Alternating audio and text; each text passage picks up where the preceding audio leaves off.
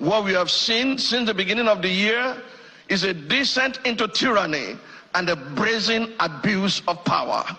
Those entrusted with power appear determined to destabilize what is left of our political institutions and have committed themselves to obliterating the guardrails of constitutional governance.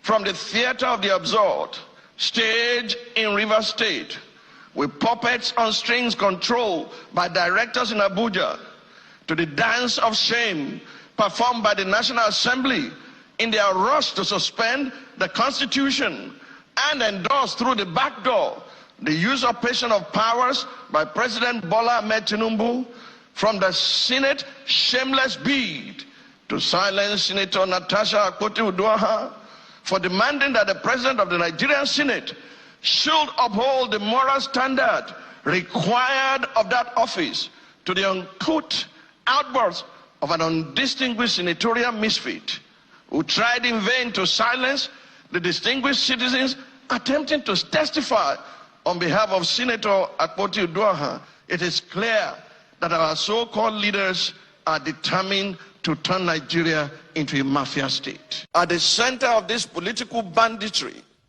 is the motor park brand of politics, nurtured by the old brigade politicians and in recent times by President Bola Ahmed Tinubu.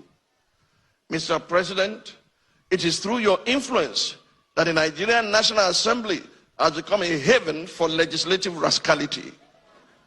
Mr. President, it's under your watch that the National Assembly has become an extension of the executive, grossly violating the principles of separation of powers and rubber stamping the whims and caprices of your office, all while singing the international anthem of self-governance on your mandate, which shall stand. Mr. President, thanks to your political machinations, Nigeria is now bedeviled by a captured National Assembly, the most ineffective in its checks and balances role since the start of the Fourth Republic. In 2006, the Fourth National Assembly had the audacity to reject the tenure extension bid of a sitting president. In 2010, the Sixth National Assembly summoned the courage to stand against a power hijacking cabal and restore Nigeria to the path of constitutionality by invoking the doctrine of necessity. In 2011, the House of Representatives of the Seventh National Assembly had the courage to elect its leaders, as did the Senate of the Eighth National Assembly in 2015, defying executive interference.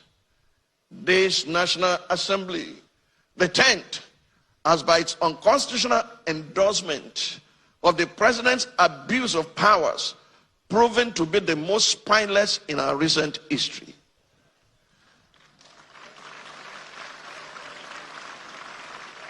Through its actions and inactions, the National Assembly has in effect become the 48th member of the President's cabinet.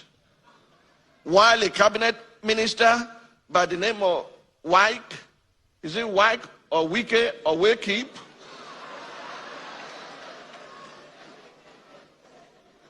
Why a cabinet minister has more or less become a third-time state governor in Rivers State, pampered by the indulgences of the president.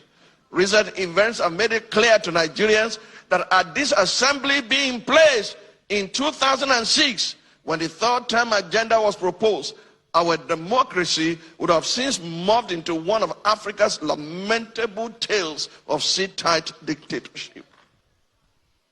To the president of the Nigerian Senate, who has not heeded the call to subject himself to an unbiased investigation, to clear his name of the allegations leveled against him, and under whose leadership the National Assembly has become a carry-go legislature, hiding under the umbrella of technicalities and a dubious voice voting system.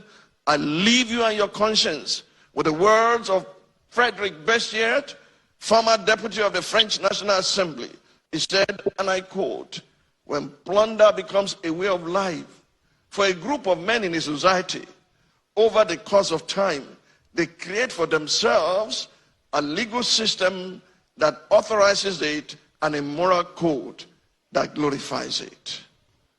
To the President of the Federal Republic of Nigeria, under whose brand of politics the institution of legislative oversight is collapsing and our democracy is faced with an existential threat, I say, Mr. President, Nigeria is too delicate for this kind of politics. If this state capture was what you meant by a Milokan, it is an anticlimax that can only be counterproductive at the end.